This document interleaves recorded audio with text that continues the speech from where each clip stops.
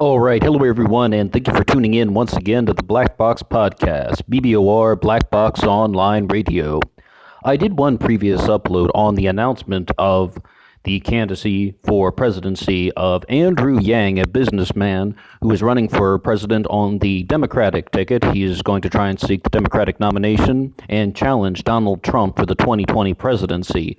And he is all about universal basic income. And I mentioned one of his other policies where he wants to turn Puerto Rico, which is a commonwealth, into a state. He is for Puerto Rican statehood, in other words. But he actually has a very, very diverse platform, and he covers many issues and gives a lot of very specific things. So I just wanted to sort of go through the list and see what everything is all about.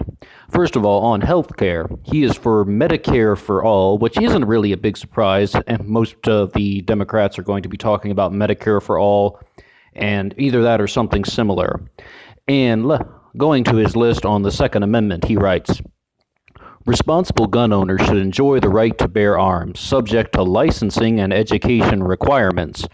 Well, I mean, already, so he looks like he's in the form of some new type of law regulation. Just as we require people to pass a test to drive a car, we should require people to pass a test to own a gun. Well, that is something that is not going to go well with a lot of people in America, and a lot of people are going to be very upset with that. I've heard that in a lot of discussions that people are just having, in conversations at the restaurant or at the bar. People talk about that a lot, but I don't really know how much is that going to be a reality. Now, he is also for increasing teacher salaries. One of the primary factors in educational outcomes is the quality of the teacher in the classroom. Most policies to improve teacher quality are focused on education and monitoring. While these policies have their place, there's a more direct method to attracting people who will be strong teachers. Pay them more. Well, who can dispute that? Yeah, teachers need to be paid more. I think most people are in favor of that. And some of the other things that he is talking about are the NCAA should pay athletes rather. And, this guy is really just saying a lot of things that is really just, I don't want to sound like it's all just turning into those four Democratic words, more taxes, more spending, but a lot of what he's saying really is coming out to that. I mean, pay the athletes in the NCAA, pay teachers more, give everybody a universal basic income, more taxes, more spending. Yeah, that definitely seems to be a trend in what he's promoting, but there are some other things, like Puerto Rican statehood is something that's not really about taxation, but it could be something, that is just sort of a new innovative idea. Andrew Yang also proposes that every cop gets a camera. That means that all police will be wearing body cameras. It would cost approximately $400 million to equip all 1.1 million U.S. police officers with body-worn cameras. Well, that's $350 a piece, according to his website. I mean, once again, that's just more taxes, more spending. I mean, let's see if he has anything else which is going to be a little more creative. Andrew Yang is also an advocate for nuclear power, and nuclear energy is something that is really going to be talked a lot more by the Democrats, and it's really going to be something that's going to be perhaps even more of a reality for Americans in the next coming years. But I thought it was very interesting that Andrew Yang put up this notion. Nuclear energy gets a rap. I'll start over. Nuclear energy gets a bad rap because we all think about Homer Simpson and the possibility of contamination. I was stunned when I read that. I was just like, you think nuclear energy gets a bad reputation because of Homer Simpson? It's like, nuclear energy gets a bad reputation because of things like Fukushima, because of things like Chernobyl, and the first thing that you're going to go with is Homer Simpson. I mean, maybe Mr. Burns would have been a better target, I really doubt. That's the first time I've heard anyone ever say that, yeah, we're holding back on nuclear energy because of Homer Simpson. And I know he's just being humorous, but it's just like, I don't really think that that's right on the mark. Oh, yeah, he's also for reducing the student loan burden, which is, we don't really need to discuss that too much. That is one thing that definitely needs to sort of change in America. On his website, he has calling for something called prosperity grants. And he writes, in order to foster investment in the community, the federal government should give each working age American $100 per year to donate to a 501c3 nonprofit. Wow.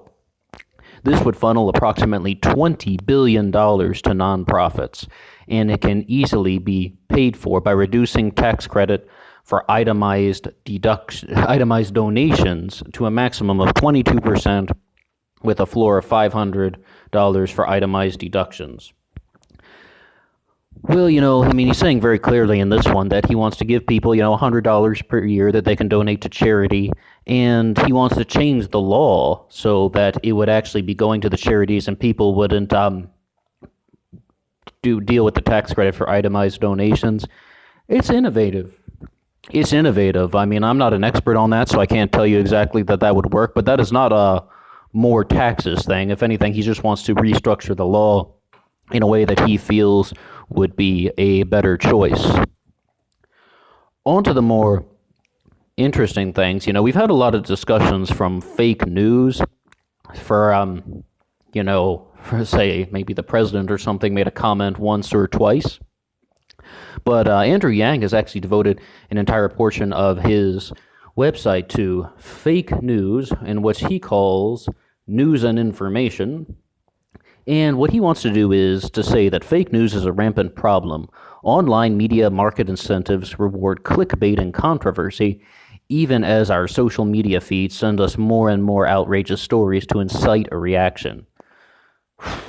Well, I don't think you're going to get much of an argument from anyone there, but that is definitely going on.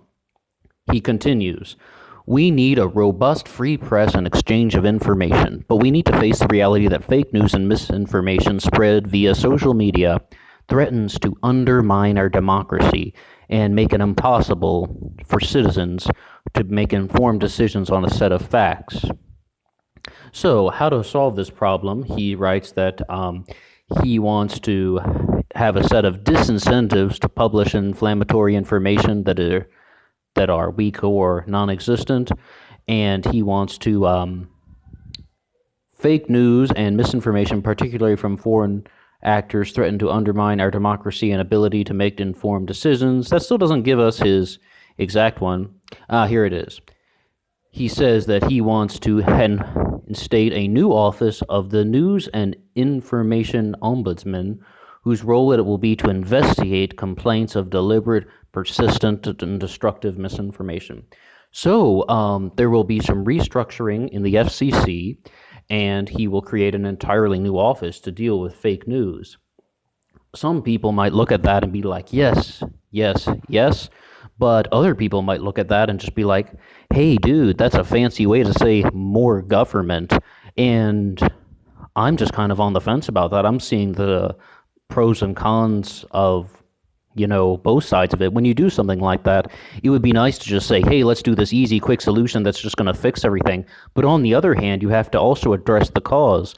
Like, why is there such, why isn't the FCC already doing this? I mean, like, well, what is the problem that is holding them back? As opposed to expanding the role of government, why don't you first identify the root cause and stop it at the root before you build a tree house, But again, like I said, I can see both causes. Going from nuclear energy, we also have a section on nuclear launch decisions. The decision to launch a nuclear attack is too serious for a single person to make. The vice president should need to verify any such decision made by the president. I love it. Brilliant. Less power in the hands of one individual. That's what America's all about, checks and balances. More checks and balances and it's not crazy just having the vice president involved as well. Something like that is interesting. Now, here's a section he has called Making Taxes Fun. Currently, paying taxes is a slog. I repeat, slog, S-L-O-G. Instead, let's make it a celebration. Revenue Day, the day taxes are due, should be a federal holiday. Well, I have to admit, no one really likes filing their taxes. No one really likes paying taxes. Maybe. I mean, I don't know if that's the most presidential thing, but it definitely, I mean, it could be something to look into. Andrew Yang also called for the American Mall Act. And this means that malls used to be a hub for socialization and commerce in many cities where people would go shopping and spend the weekends. Now, he wants to keep the malls from closing down, or if they do close down, find new uses for closed malls and for safety and economic growth. And the American Mall Act would secure $6 billion of funds to help struggling malls attract businesses, schools, organizations, and entrepreneurs. You know, my hometown mall was closed and demolished, so I would be all in favor of that if and only if you can find a reasonable way to pay for it. E is for mandatory paid leave. He is for paid family leave. He is pro LGBTQ, and he wants to reduce mass incarceration. And the carbon-free dividend, we got something interesting here. The cost of burning fossil fuels is paid for by all of us, but the benefits are disproportionately gained by industry. There is very little incentive to control the rate at which fossil fuels are burned or CO2 is released into the atmosphere. While a carbon tax would disincentivize,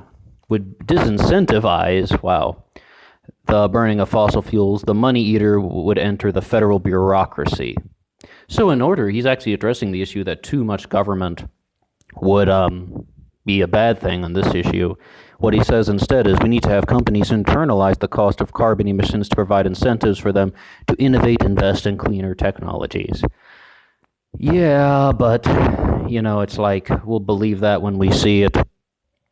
I mean, he does have an initial carbon tax at $40 a ton. So he is starting that off, and that's actually going to be one of the supporters of his universal basic income.